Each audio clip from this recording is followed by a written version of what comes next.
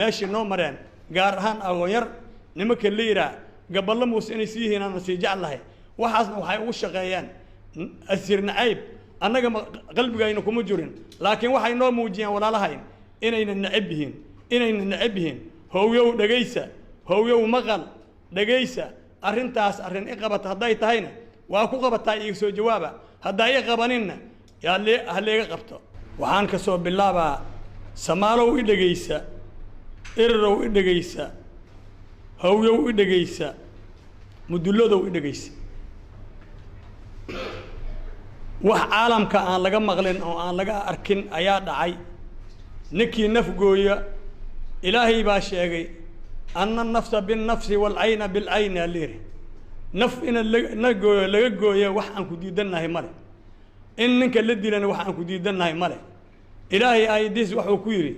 walakum fil qisas hayatu ya ulil albab ninka la qisas ah oo ninka dili nolol waxa uu sugan tahay qisas in la qisaaso oo la dila ayaa sharciga ilaahay asfara annagana waxaan ku xunnahay maaha laakiin waxa aad aan ugu xunnahay waxa dhacday nabadoonnaa baxay boqoraa kalaas u tagay nabadoonaas u tagay waxa la yiri odawaay ayay hoostiisa generaalkaas ay noo taala anaga generaalka ay noo hoos taala ninkaas arintiisa hanoo keenina ninkaas arintiisa hanoo keenina annaga marka waxaan islahayn waxaas carale waay walaalihiin waa idin wici doonaan hadday dilanayeen hadday deysanaynaba maxkamadii alagay waxa ka qayb galay marxuumkaas intay beeshiisi waxa maxkamadda ka ahay markaas walaalkiisa maxkamadda ninka saarayo oo xukuumay ahay waa xukumi talihii la sheegay diyaaradu soo raacay waa imaaday wuxuu yiri ninka maxad u haysiin waa lagu furi marka la furinaay anaga ninka jidka loo maray ayaa jid xun ah jid Soomaali balayna waaya jid hawye balayna waaya jidkaas jid xun waaya jid nidaam ah jira waxa waaya ninka